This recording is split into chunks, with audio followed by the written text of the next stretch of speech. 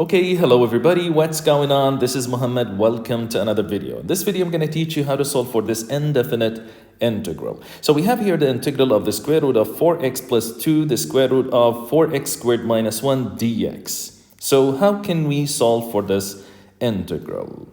Now, we can do some u substitution, but that's going to complicate the problem.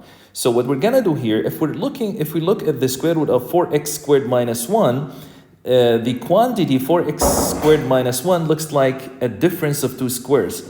So if we can rewrite that as 2x minus 1 multiplied by 2x plus 1 and then split the square root into two square roots and then all this multiplied by 2 and we have another term which is 4x. In a way, this looks like a complete square. So let's double check if this is a complete square or not.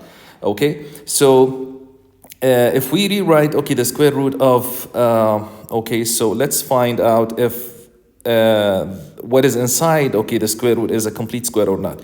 So what I'm going to do here, I'm going to be adding up the square root of 2x minus 1 plus the square root of 2x plus 1, and I will square all that. Okay, so if I square all that, what I'm gonna get is the square of the first term, which is basically twice x plus, minus 1, plus twice the square, the first term multiplied by the second term, which is gonna give us a difference of two squares, which is the square of the first term, which is 4x squared, minus the square of the second term, which is 1, plus the square of the second term, which is 2x plus 1. Okay, so 2x minus 1, 2x plus 1, that's going to give us 4x plus twice the square root of 4x squared minus 1, which is exactly the same as the term inside the square root. So in a way, what we can do here, we can rewrite the integral. Our integral I, let's call it I, is going to be equal to the square root of this whole thing squared.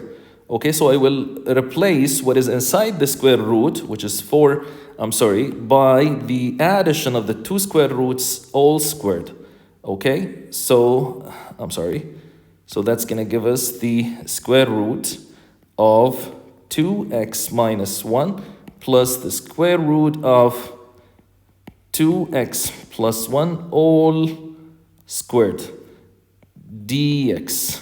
Okay, and then what we're gonna do here is the square root with the would cancel out with the power of 2, and we're gonna be left out with the integral of the square root of 2x minus 1 plus the square root of 2x plus 1 between, let's put all that between two parentheses,